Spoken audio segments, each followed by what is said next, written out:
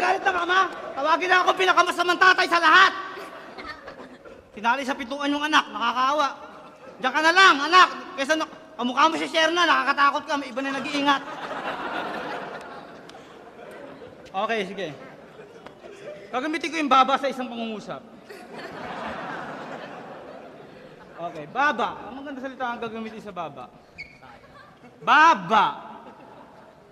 Babalatan ko yung baba mo gamit ang babasagin kong bote sa ulo mo. Babalingunin ka pa ulit-ulit kasi babalik-balik sa alaala mo. Shernan, nagte-text ka pa, hindi ka naman marunong magbasa.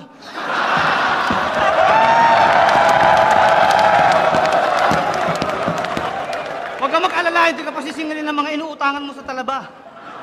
Yung tatay mo, malaki na yung salto sa shabu. Umutang ng 5 bulto. Ang narimit, 5 piso. Paano uunlad ng mga tulak sa Pilipinas? Naging presidente na yung idol ko, si Duterte, paano ka pa makakatikim ng pinakamatatamis na yaman ng Pilipinas? Tingnan mo yung mukha mo. Nakakaawa ka. Alam. Diba?